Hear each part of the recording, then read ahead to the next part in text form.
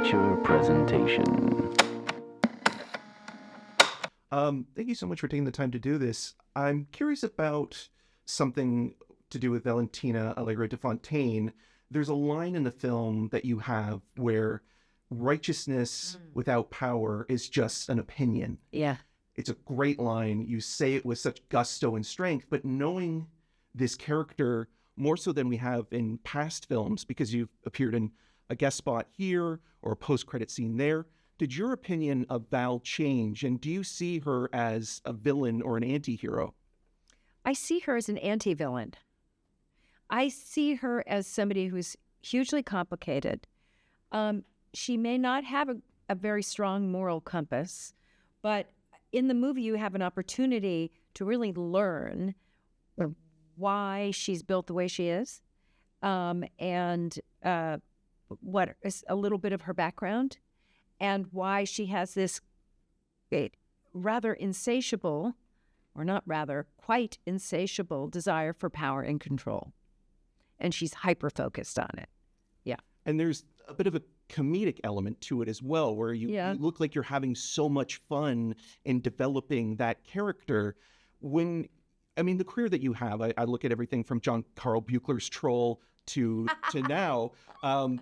Is there any other characters that you've had that kind of experience with that you felt like have really grown or changed over the course of playing them or getting to play them again, whether it be on TV shows or in films? Well, on a television show, assuming the show has legs and you get to do it for a number of years, and I've had the incredible opportunity to do that a number of times now, that is the case. If you're working with actors and writers over a long period of time, things evolve. How could they not?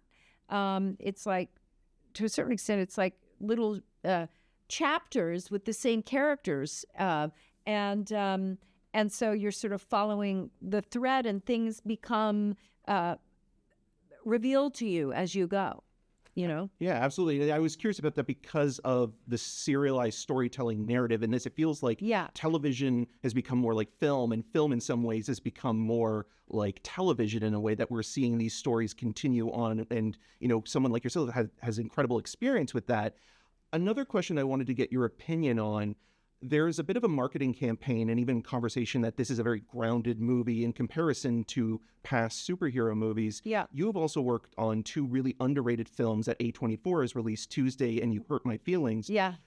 Do you see a comparison between the two, especially because the marketing right now called Absolute Cinema is playing on that fact?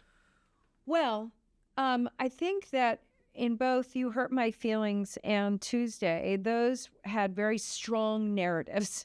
And pretty a real focus on story and character development. And so that's the overlap. I think in this movie, albeit entirely different from both of those films, yes, but there's an intention in place in this film to tell a proper story with a real emotional component that can grab an audience and keep them engaged. So in that sense, there is an overlap. Absolutely. And even with Tuesday, the parrot and sort of the special effects, but the emotional bond that those two characters share, especially in talking about what the afterlife is about. Yeah, really that's important. interesting you say that, because in Tuesday, in fact, there was a lot of special effects, and it's sort of otherworldly, and it was its own universe. That movie is more like a sort of an adult fairy tale. Absolutely. Yeah. Now, I have to wrap with you, but I have to ask you, do you think Elaine would like Thunderbolts more or less than The English Patient?